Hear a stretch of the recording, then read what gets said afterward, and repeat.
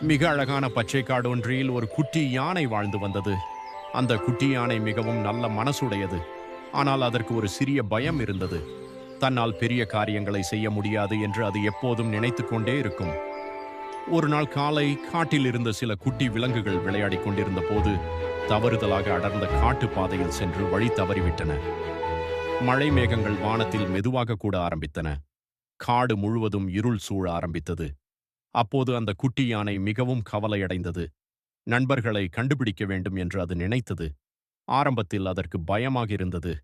பெரிய காடு, இருண்ட பாதை, புதர்களின் சலசலப்பு எல்லாமே அதற்கு அச்சத்தை கொடுத்தது. ஆனால் அந்த குட்டி யானை ஒரு முக்கியமான விஷயத்தை புரிந்து கொண்டது. பயம் இருந்தாலும் நல்ல காரியத்திற்காக முயற்சி செய்ய வேண்டும் என்று அது மனதில் துணிவு பெற்றது. அது மெதுவாக காட்டுக்குள் நடந்து சென்றது.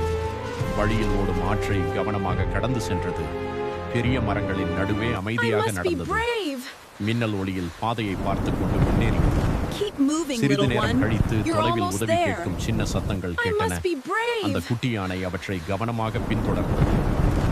இறுதியில் பயந்து கொண்டிருந்த தனது நண்பர்களை அது கண்டுபிடித்தது. அந்த நண்பர்கள் பாதுகாப்பாக இருக்க உதவி செய்து அனைவரையும் மெதுவாக காட்டின் வெளியே அழைத்து வந்தது. மழையும் அப்போது நின்றது. காடு மீண்டும் அமைதியாக மாறியது.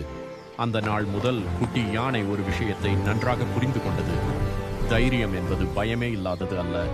பயம் இருந்தாலும் நல்லதை செய்ய முன் வருவதுதான் உண்மையான தைரியம். அதனால் குழந்தைகளே, நம்முடைய உள்ளத்தில் இருக்கும் நல்ல மனசும் துணிவும் இருந்தால் எந்த பெரிய சவாலையும் நம்மால் கடக்க முடியும்.